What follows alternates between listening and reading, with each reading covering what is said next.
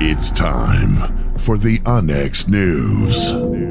Extraterrestrials, time anomalies, dimensions, remote viewing, UFOs, UAPs, and USOs, ghostly encounters, abductions, Bigfoot, and more. Your end of the week news source for everything unexplained. Here is your host for the Onyx News Podcast, Margie K.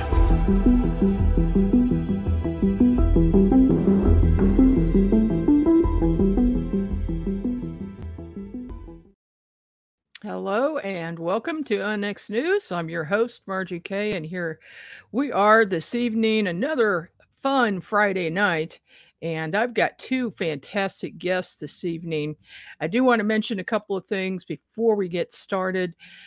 The Arkansas Paranormal Expo is coming up August 28th and 29th in Little Rock, Arkansas. You do not want to miss this.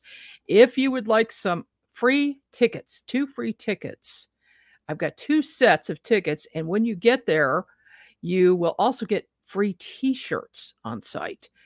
Send a comment in this show this evening. Send a comment that you would like tickets, and the first 2 people will get those. And then, of course, we have our own Onyx Network XCon coming up October 30th to November the 1st. That's over Halloween. Yes, it is. And we hope you can join us for a fantastic event. We're running a really extra special deal just until Monday night at midnight. If you want to attend, and this is all the speakers, all the vendors, the raffle drawing, and the dinner, okay, for just $99. That is an insanely low price. And if you go to onyxnetwork.com and use the promo code XCON23, you will get that special price. My first guest this evening is Forrest Crawford. He is an investigator in Illinois. He served as the director of the UFO. Well, he was in the UFO study group of St. Louis, and then he also became state director of Illinois for MUFON, which is the Mutual UFO Network.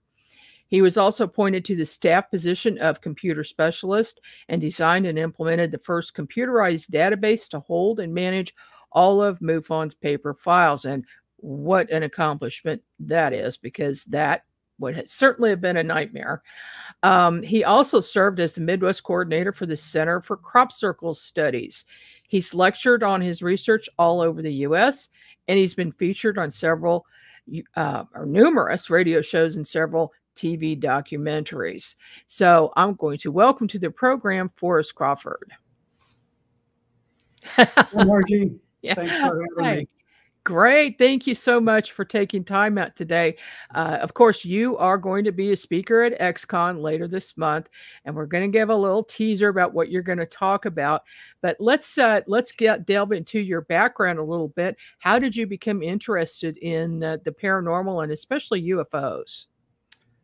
Well, my interest in UFOs and probably all this other paranormal stuff really started when I was 10 years old. I was with my best friend and his parents just north of Pierre Marquette State Park in Illinois for an all-day barbecue. We were on our way back that night to Granite City, Illinois, which is where I was raised. And on the way back, the short version of that story is we saw a flying saucer, there's no other way to describe it, land in a farm field next to the road where we were driving. We stopped and partially got out of the car to see what it was. And I remember, like, emotionally, I was not scared. I was like, oh, this is really cool. Let's go sit in the grass and see what happens. My best friend's dad did not share that sentiment. It scared him worse than I've ever seen an adult scared.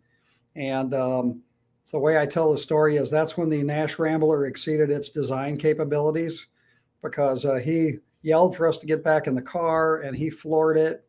And we drove at very high speed on these windy country roads in in that part of Illinois to get away from this thing. But while I watched it, landing gear came down and it landed in the field.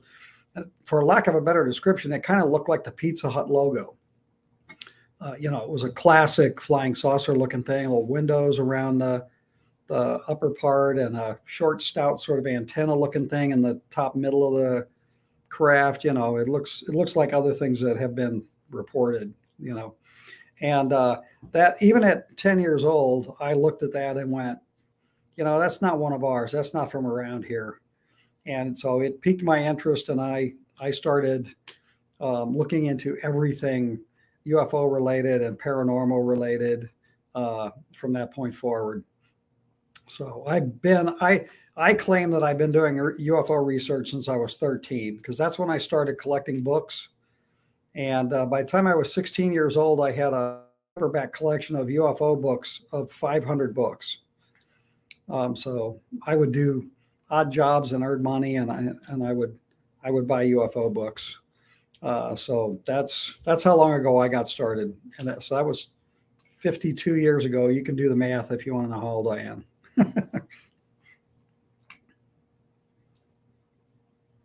I can't hear you.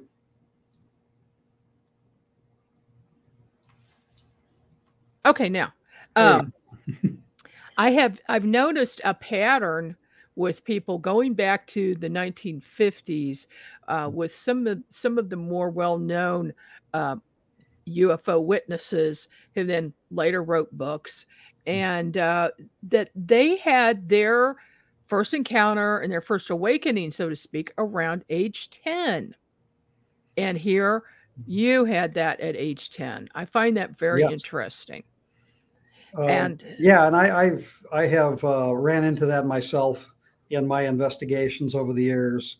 And later on in my career, if you will, in the 90s, I know enough about UFOs to know that if you saw a UFO land, something else probably happened. So I actually went under hypnosis with somebody that I knew and trusted in the field to find out if anything else had happened that night when it landed.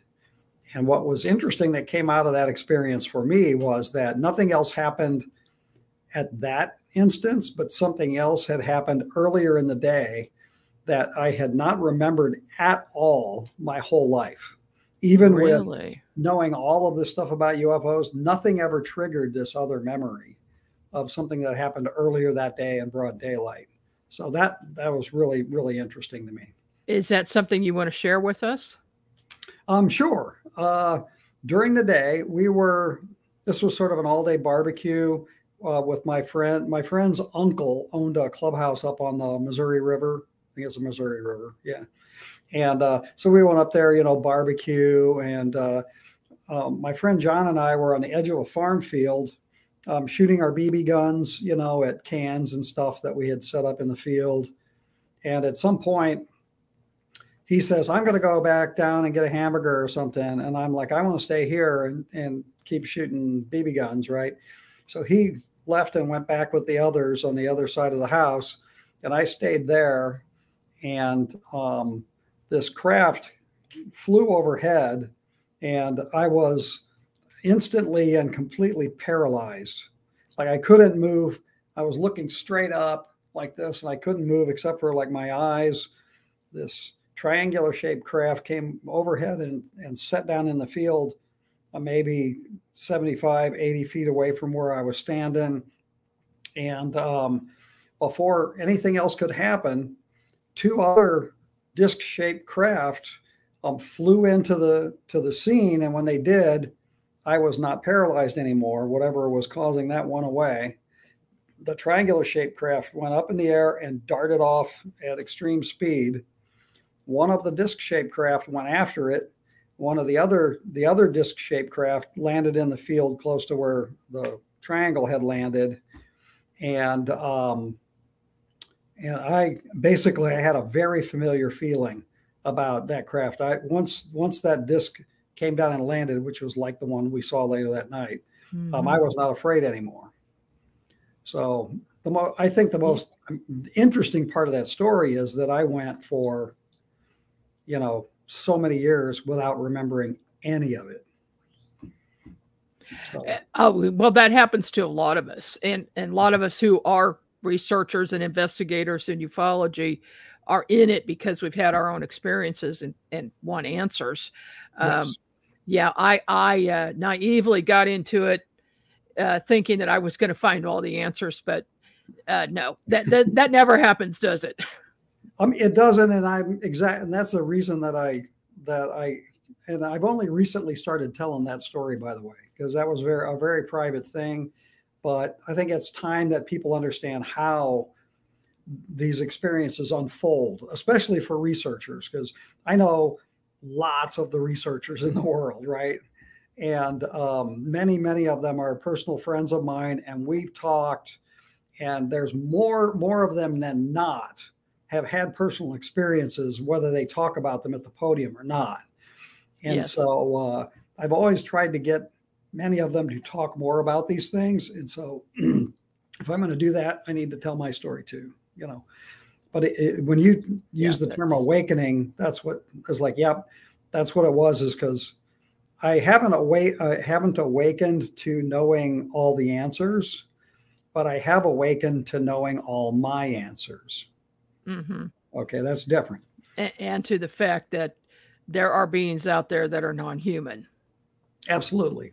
Absolutely. Yeah. There's more going on than people can possibly imagine. I don't even know how else to say that. When you were working with MUFON in Illinois, serving as a state director, and then I don't know what amount of time you served as an investigator, but how many cases do you think you investigated? Oh gosh. Probably somewhere between 1 and 200, you know, and I was state director for 11 years, and I was an active investigator for 2 or 3 years before that, before I became state director. And then I had done some investigation sort of 10 years prior to that, whenever I was younger, before I went off to college and got married and started having kids, that sort of thing. So maybe 1 to 200, and probably about 50 of those were abduction slash experiencer cases. So now there's something in your bio that I've got to ask you about, and then we'll get back to UFOs, and that is crop circles. How'd you get interested in that? Well, they're fascinating. You know, they're one of those weird mysteries that seem to always be at least loosely associated with the UFO phenomenon. And so I guess my real introduction to that was back in the early 90s, when I was still assistant state director. Illinois hosted the MUFON Symposium in Chicago, and it was either 90 or 91. And one of the key speakers was Colin Andrews. And so I got to go to the airport and pick Colin up and hang out with him quite a bit. And we became friends, and you know, just fascinated by how, you know, strange and mysterious the crop circles were, you know. And so I just kind of, you know, kept in touch with some of those guys in England, like Colin, and then, you know, got more involved in that aspect of, just because it overlays the UFO phenomenon to some extent. And we actually had some crop circles in the Midwest, not very far from St. Louis. At the time, I lived in Collinsville, Illinois, which is just across the river from St. Louis. And we had a crop formation appear in a field over there. It wasn't a picture. It's, you know, what they would call a random formation, where it just looks like a mess, but there's all these weird anomalies in the crop, you know, node bending and swirls and just some really, really strange stuff, just like what they saw in England. And then there were a few other crop formations that were happening in the Midwest during that time. So it's like, well, somebody's got to go investigate these. And that's kind of how I got involved with that. Yeah, I've always been fascinated by crop circles as well, and done some study and some writing about them. But unfortunately, I've only been able to physically see one myself. They seem to be pretty rare in the United States. If they are occurring, the farmers are not talking about them like they do in England. So yeah, that's true. I was lucky enough to see one in Oregon. I used to go to Oregon for vacation every couple of years because I had my ex-in-laws were all from Oregon. And so I actually spoke at a couple of the UFO groups out there and had become friends with some of the UFO investigators out there, like the Childresses. And so one year I was heading out there and I was going to give a speech while I was out there on vacation. And so they said, "Hey, well, we've got a crop circle that just happened out here, and we haven't really investigated it yet. We know where it is. One person's seen it." And I'm like, "Oh, where is it? Where is it?" And so they told me, and I routed my driving vacation through the town of Kennewick, Oregon, where this crop formation was. And I got to go out there and see it. And it was a picture. It had, like rings, and then there was a pathway and a key formation that came off of that. And it looked just like the stuff in England. And it had every one of the weird features that you would expect from one of the ones in England.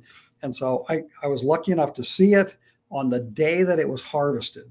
The harvesters were in the field when I was up taking pictures and some samples. And by the end of the day, that whole field had been harvested. And as weird synchronicities abound in this business, I was walking back to my car and this car pulled up, and the two people in the car, they start, like, "What are you doing here? What are you doing in that field?" Well, it was the Childresses. They were coming back. They hadn't seen it yet. They were coming back from a vacation someplace, and they were trying to drive by there to see it as well. And we happened to run into each other in the half an hour or so that I was there. And so we got to hang out a little bit. That was awesome. Oh my gosh. I would love to see those pictures sometime. I'll see if I can dig them up. This is before the digital age, so they're all on, prints. Oh, well, yeah, I know what you mean, but it'd still be awesome to see them. Now, you're a certified hypnotherapist. Do you help people who have had abduction experiences and want more information? I have in the past. I have not done that for a very long time. And part of it is because I sort of changed my philosophy about that, because what I was seeing is there were some abduction researchers, and some of them were very well-known people that would go to like conferences, and people would come to them and go, "Oh, I've had an experience, hypnotize me." And they would unlock all of these memories, and then they would leave, and they would never stay in touch with that person or continue to help them. And I was going to conferences, and I was running into people that were very traumatized and didn't know where to turn. And so I changed my understanding of how to deal with that. Is that's not doing people any favors to have them unlock these weird memories and then they don't know how to deal with it. So the memories are theirs. And if they want to remember them or need to remember them, there are safer ways to get that information without just kicking the door open and hoping for the best.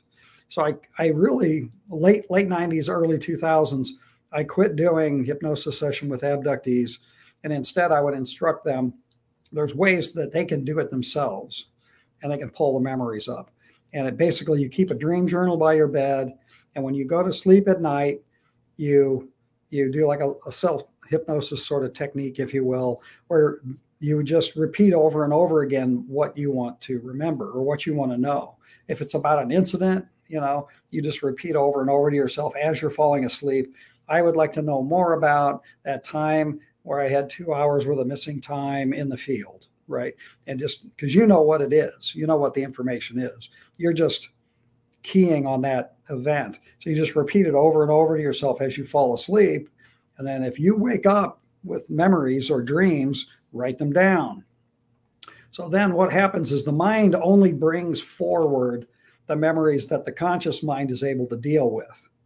As opposed to hypnosis, you can pull those memories to the surface, and the conscious mind may have no idea how to deal with it. So that was a nicer way to do it, I guess. That does seem like a good method, because like you said, if you get the whole story all at once, sometimes it's a major shock, and people have PTSD over this sort of thing. Oh, yeah. I'm dealing with quite a few people right now who are just so upset by that experience they had that they can't deal with it, and they really do need therapy. People really should be seeing a therapist in order to deal with it. But the slow unwinding of the information, that's a good idea. Yeah, it's nicer because I didn't have the time because you've got to really be available for these people sort of 24/7 for a while until they get a handle on it. And, I'm not a full-time therapist. I don't have time to do that. The other abduction researchers that were kicking these doors open and causing this trauma, they didn't have time to deal with hundreds and thousands of people, right? So, Yeah. my argument was, don't kick the door open if you're not going to be there for them, because I just saw, too much trauma. And some of this was even from very, very well-known cases. And I'm thinking about right now whether I should name drop. Okay.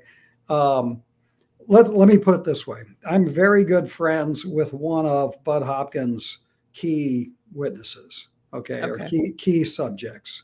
I'll leave it that way because I haven't asked her permission ahead of time to talk about this. It just came up. Right. Okay. But she was over at my house one time, and we, of course, were talking about all this kind of stuff.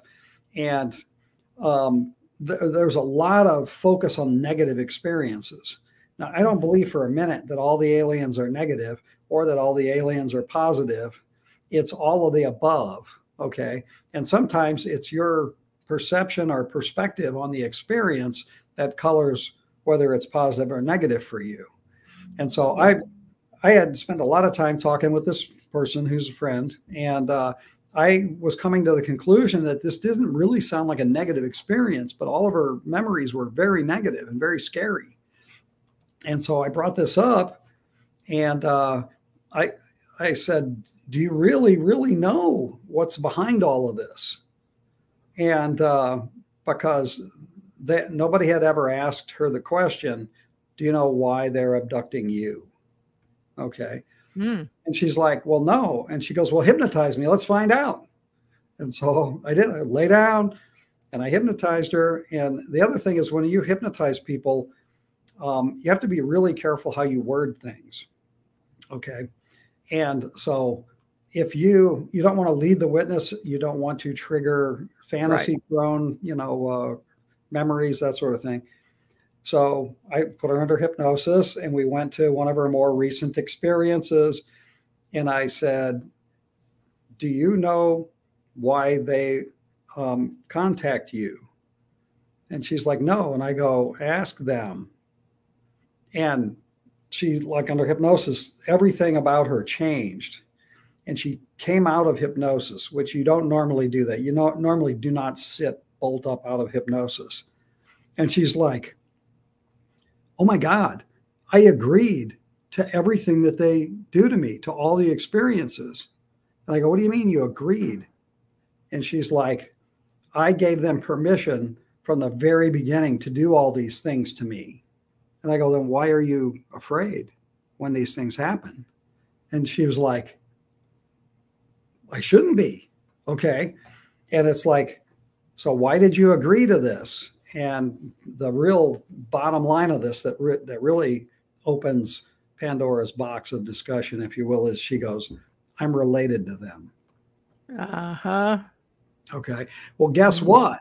Yeah. That person had spent a lifetime of horrible, scary memories about this. And from that moment forward, everything about her perception of the experience changed. It wasn't scary anymore. Yeah. The next time they came for her, it was a conversation, not a, we're going to drag your ass on board and do what we want. It much more pleasant experience. Yeah. Because she viewed it different. Yeah. Okay. That is fascinating, and I could talk to you for hours, but we are actually over time right now. Tell us real quickly what you're going to talk about at XCon. One of the most extraordinary cases that I ever investigated is known as the Oscar case. It has everything in it that you can imagine of the most extraordinary case, from crashed UFOs, military retrieval, secret government programs, continued contact with the aliens, experiences and sightings that us researchers had when we were out there. I mean, it's like, oh, you're going to talk about one case at the conference? Yeah, well, it's one case that tells us an awful lot about what's going on. Well, that sounds awesome. I'm looking forward to it, and I know everybody is that's going to attend XCon. Thank you so much, Forrest, for taking some time with us this evening. You're very welcome, and you can have me back anytime. Oh, well, I will, definitely.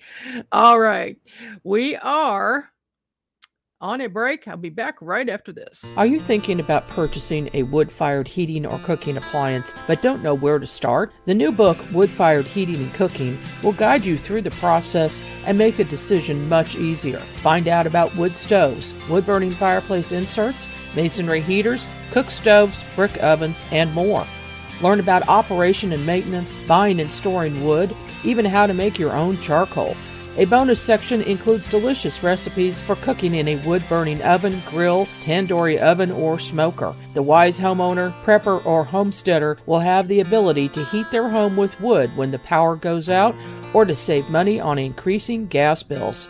Wood-fired heating and cooking is available at Amazon. Visit www.woodfiredpub.com for more information. That's woodfiredpub.com.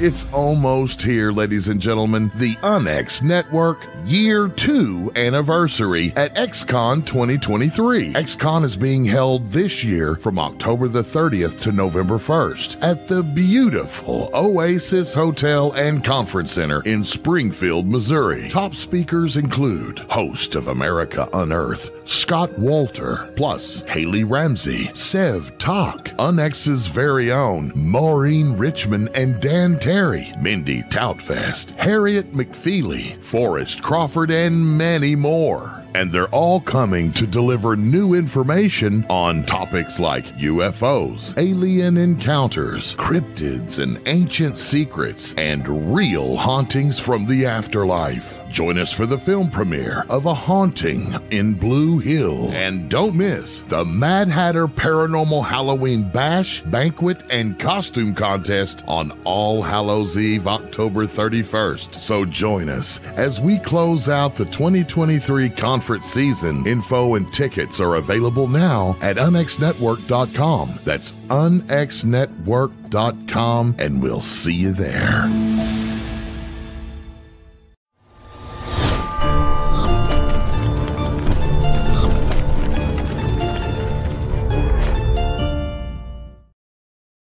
Welcome back to UNX News. I'm your host, Margie Kay, and this evening I have a second wonderful guest, good friend of mine, Sev Talk. She's a lifelong ET experiencer who came out publicly about her encounters.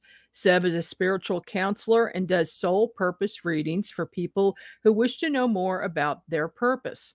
Sev is featured in the Canadian TV documentary series Encounter UFO, Physical Contact, and other radio and TV shows. Welcome to the program, Sev. Hi, Margie. Hi, everybody. Very happy to be here with you. Well, thank you so much for coming on the program tonight. I know you're a busy lady. And so let's just kind of start from the beginning as well, and let us know why you got interested in ETs. Well, I spent most of my life hiding from them. My first conscious memory started age 10. And so I had ET contact for decades, but I did my best to ignore it, laugh it off, make excuses for it, think it was dreams.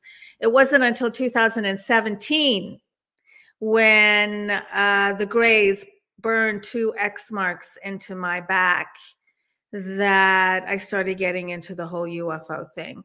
I realized that I can't ignore it anymore, and that these aren't dreams, because dreams don't burn 2 red X marks into your back.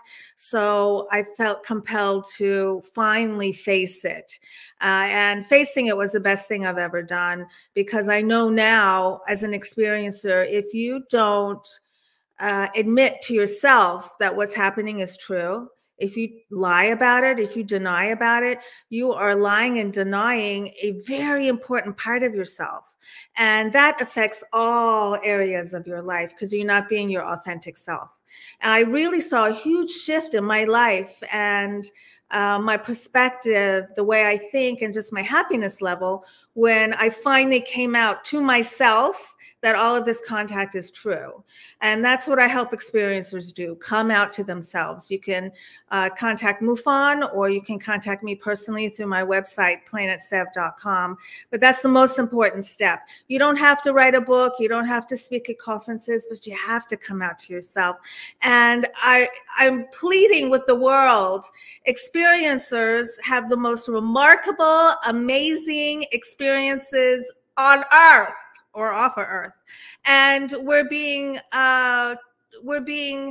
conditioned to be embarrassed about it, keep our mouths closed about it. But this is really important information. And in my talk at the conference, I'm going to be talking about the information the ETs have given people.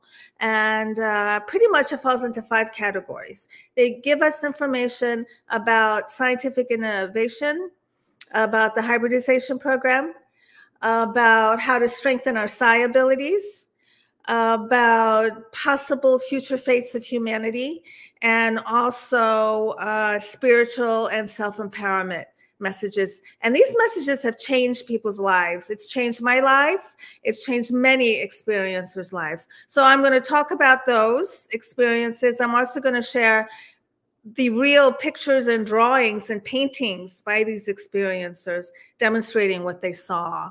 And it's a variety of beings. That's awesome. And your experiences are awesome. I've heard you talk about it before, and you've been on this show before. Here is one of your pictures. Yeah. Is that the X we're talking about? Yes. So that happened in 2017 when I moved here to the Inner Banks of North Carolina. I came here from Capitol Hill, Washington, D.C. And I didn't know that the ETs were going to follow me all the way over here. And so the second night I was here, this X mark was burnt into my tush. And when I saw it, I was just dumbfounded. I was afraid. I knew it was the Greys intuitively because I had met them before. And back then I thought they were bad. I thought they were evil. I thought they were out to get me because pretty much that was my perspective on life back then. Mm-hmm. I was a perpetual victim. But the ETs helped me not think like that anymore, that I'm not the victim. And so that's changed my life. And then 9 days later, another X appeared. So that first X was about 1.5 to 2 inches wide, made up of 9 little red circles that looked like they were burned into my tush. It was on my left cheek. And then 9 days later, another X, exactly like the first one, was burned into my right cheek. But this time, I had a conscious memory of feeling paralyzed on a bed in this strange room. And I felt there was something standing behind me. So I was able to turn my head. And when I did, I came face to face with an ET that was standing right here. And we locked eyes. And I was terrified. And then ding, I come to in my bedroom. And I go downstairs and I wait for my ex to come downstairs to see if I have another X on me. And I did. And that threw me into an existential crisis. It's really hard to describe what it feels like when your reality completely shifts like in a second. Mm-hmm. And I felt like I didn't know anything anymore. I felt like I didn't know who I was. I felt like I didn't know who we were as a human race. I didn't know what I was doing in the middle of the night talking to aliens. What did they want with me? I felt like I knew nothing. And that's a really scary place to be. And so I decided I needed help for the first time in my life, but I didn't know who was going to give me help because I was not in the ET UFO world at all. In fact, I tried my best to ignore everything ET related. I wouldn't watch the movies. I didn't read the books, nothing. I didn't follow up on experiencers. I knew nothing. because I couldn't deal with it. Now I can look at the cover of Whitley's book, The Communion, whereas before I couldn't look at the cover. Now I can look at the cover. That's how I know I've healed. Yeah. Yeah, I had the same experience when I first saw that book. Oh my gosh, yeah. It's such a triggerer, that painting or that drawing. It's incredible. Although I think I heard that it's not exactly what he saw. Is it true that they kind of manipulated it a little bit to make it a little friendlier for humans? Well, I mean, one theory is that they sometimes manipulate themselves to look like owls or something that you would not be so afraid of. And but white owl. There aren't any 4-foot owls in Missouri that I know of, but people have seen them. Yes. Yeah. So, do you know Mike Helland, who writes yeah, I've had him on my show. Yeah, he's a cool guy. That's a good book too. Now we've got a few photos here that you sent me. Is that a representation of you? Yes, that's my first conscious memory of ET contact when I was 10. It happened from 10 to 12, so many times that I lost count. And at night, I would find myself outside in the grass waiting for the spaceship to come. And each time it came from a different direction. And it would come and hover right over my head. And it was huge, so it blocked out the sky. And it would land, and stairs would descend, and this being would come down. And I was so happy, happy, happy, because it felt like I was being reunited with my family, like someone that I missed and I hadn't seen in a long time. And he was just making sure I was okay. And a couple years later, the very last time I saw him, he was very human looking. Black hair, black clothes. His ears were just slightly elongated, but not anything like Dr. Spock. And the last time I saw him, I was with a group of kids, and I had never been with a group of kids before.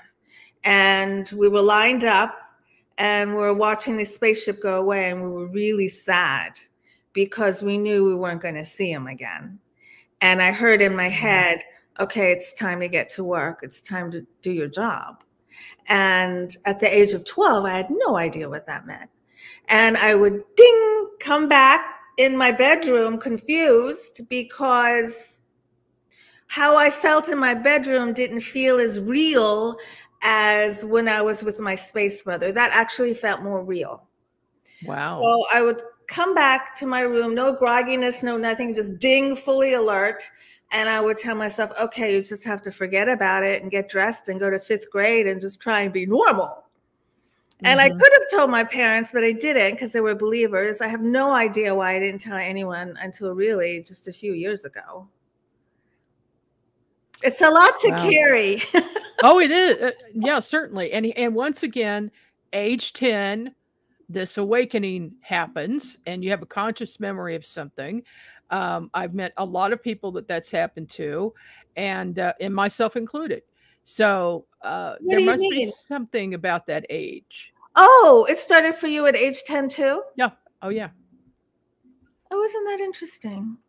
And then, of course, under hypnosis, I was able to find out that it started when I was about 9 months old. Yeah. But that wasn't a conscious thing. The 10 years old was a conscious thing, just like you and Forrest and a lot of other people. We've got a couple more pictures here I want to show, and let's find out what this is. So there's actually a planet and a star system named after me in the Star Wars galactic system. And anyone who watches Andor, my planet was mentioned on it. What happened was, many years ago, my best friend Cecilia was dating a writer, and he got a job writing a short story for Star Wars. And he said he liked my name, so he was going to put my name in his story, and he was going to name a planet and a star system after me. And I thought he was kidding until the book came out, and there I was. And you can even find me in Wikipedia. That's pretty awesome. I know. Okay. Yeah. How about this? That happened in 2011, 2012. A few years before I went to Roswell. I did go to Roswell. It was a very spur-of-the-moment trip. and I had contact there, and my ex was involved too. And they gave me more information about the hybridization program. And they reminded me of this, which happened in 2011, 2012, where I found myself in a dark room looking at this tube with a baby floating in the top. And it was in this luminescent bluish liquid. And even though its legs were such that I didn't know what sex it was, I intuitively knew it was a boy. And it also had the bluest eyes I have ever seen in my life. So as I was wondering, where am I and why is there a baby floating in a tube, I sensed there was something behind me. So I turned around and I saw 3 grays, tall, medium, and short. And this is before I knew they even came in different sizes. And they telepathically said to me, we're just going to stand back here and give you all the time you need, no rush. And I turned back around completely confused. And then ding, I find myself back in my bedroom again. And I didn't tell anybody. Right. Right. Yeah. MO, right. I understand. Totally. That was funny. Oh, okay. This is a beautiful story. This is a lady, Raptal Vargas, who lives in Hawaii. And this is spiritual information. And she woke up. She was like on this bed type of thing. And she was looking at that black and white thing on the wall. She just woke up looking at it. We're not quite sure what it did to her. And then all of a sudden, these 3 beings walked in. This is her painting, by the way. She's so talented. And she said that they were reflective. They were picking up all the colors in the room. And they were giving her information. And they told her, what I believe myself to be is what I become. And she said that information changed her life, because that information, she pondered on it, she thought about it, and it gave her the courage to leave her abusive relationship. Wow. Well, that is a really good message for anybody. Yes. But it is so true. And that sounds like a happy ending. Yes. Yes, it is. That's the gray that was behind me when that was, I think, putting another X on my tush. And we locked eyes. And in my book, You Have the Right to Talk to Aliens, I describe his eyes were like looking into 2 pools of black oil. And what really scared me the most was that there was no telepathic communication, because in the other instances with the grays, there was always telepathic communication. And I think that's one reason why I was so scared, because it's really scary to come in contact with a being that like exhibits no emotion whatsoever. Right. Yeah. Right. Yeah, we've got, okay, let's show your book here. Thank you. And how can people get that? It's on Amazon. Okay. So You Have the Right to Talk to Aliens by Sev Talk. Mm-hmm. So check that out. And Thank you, Michael Mooney. That is very nice of you. Yeah. We got some nice comments in here. Oh, that just makes my heart glow. Thank you so much. Hybrid children. Yes.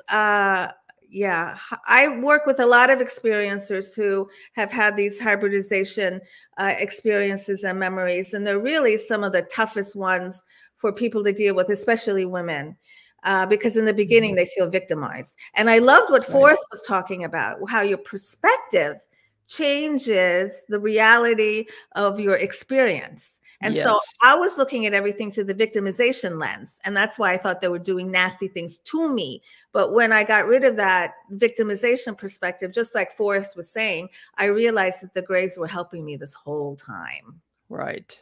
Right. And that's what a lot of people find out. Mm-hmm. This is a very interesting story. It's a lady from England, and she was visiting her friend, and all of a sudden these 3 beings appeared. And they said well, first they were shocked, and then they said, who are you? Are you God?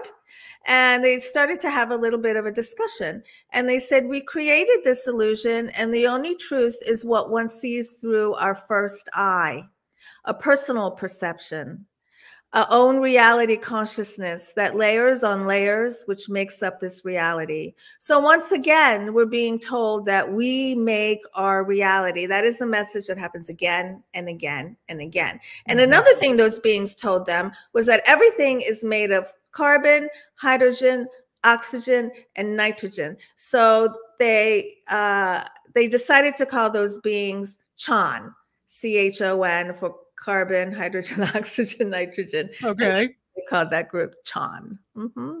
Well, that'll work. And we've got one more here. Yes, this is Ralph Connor, and this is his painting too. And he had an experience with the mantids and with the grays. You could see on the far left the mantid holding a wand.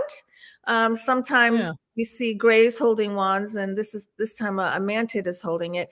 And he said he had the most amazing experience on the craft because he could feel everybody's mind, everyone's consciousness. All of a sudden, every being on the spaceship was connected. Their minds were connected. They could feel each other. They could hear each other. And it was a very safe, loving environment. Wow. Wow. That's quite an experience. Yeah. Oh, goodness. Well, we've got a lot of people in chat right now that are wonderful, loving this. So great. Okay, I have never heard of a mantis holding a wand. So that is interesting. That's very interesting. I wonder what that means. Well, there was a lady, Christy Campbell, just said, my mantis guide has the wand. Yeah. He uses it for healing. So Christy, I guess, is in contact with the mantids.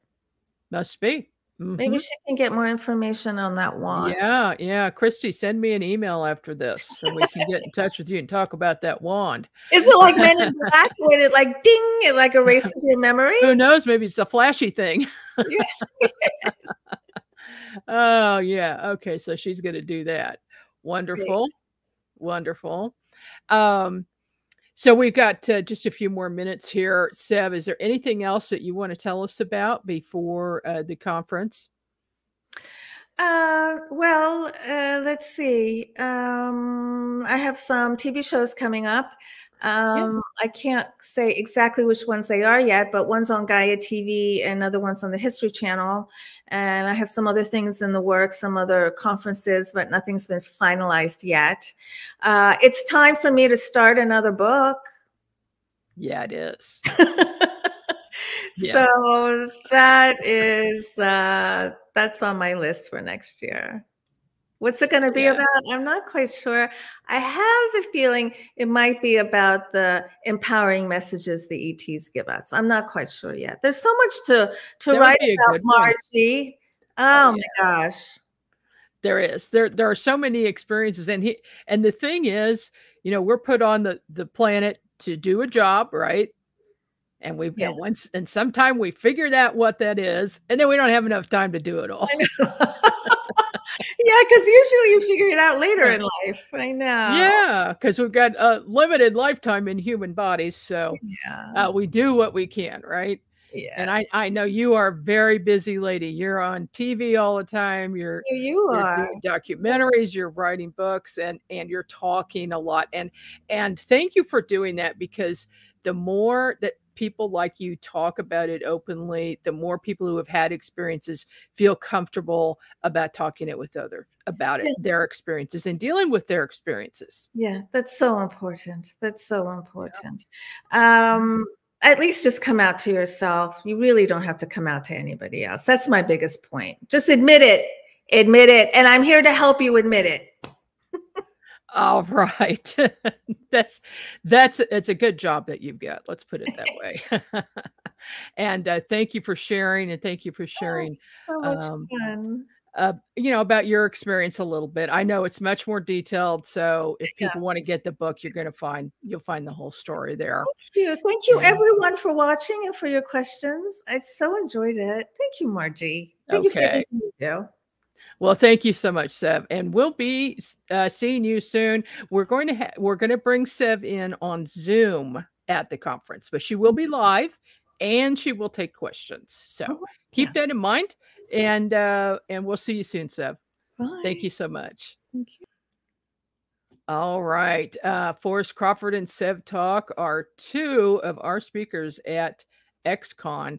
We've got a heck of a lineup for you, and if you want to see who's talking at the event, just go to unxnetwork.com and then click on the X conference or add XCon at the end of that address, and you will see everything that's going on. So we've got the speakers, we've got our keynote, Scott Walter from America Unearthed, and you're not going to believe his topic, because if you're a fan of his show like I am, he never went here. Okay, so this is something kind of new for him. He's going to talk about the Knights Templar and the alien connection. So I know that talk is going to be fantastic, as well as all of the other people who are speaking. They're really good at what they do. They're experts in their fields, and it is not to be missed. But we also have a lot of vendors. We're having a raffle drawing, which is a benefit for the Tunnels to Tower Association. We're going to give the proceeds from that raffle to them. And then we also have door prizes, and then the evening banquet. So that's going to be our 2nd year anniversary for the UNX Network. That is our celebration of our anniversary. And then, of course, Halloween and a costume contest. The theme is Mad Hatter. So if you can wear a Mad Hatter themed costume, great. Otherwise, we are actually going to have a contest, and there will be prizes for the best Mad Hatter theme type costume, also best paranormal and best alien.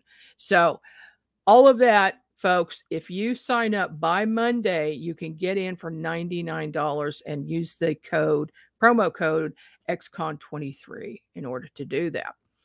So without further ado, I thank you for watching this evening, and I hope you will join me again next week. We are here every Friday at 6 p.m. Central, 7 p.m. Eastern Time. This is Margie K, and I will see you again next week.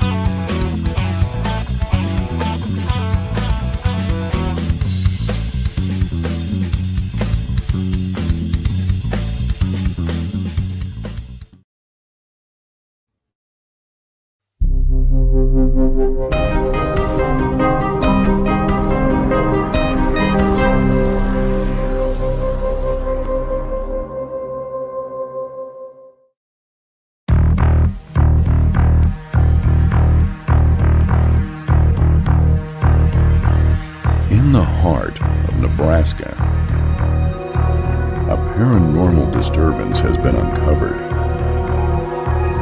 As this mystery unfolds, strange objects are discovered. What do you get from it? I feel a real demonic energy off of it, but I also feel more than demonic, it's just plain evil. And there was a creepy door down there that was painted on with spots and different types of patterns, and it just didn't seem right. And contact is made. It just touched me on the back of the neck. Will the spirits of Blue Hill be set free? Or will they be trapped for eternity?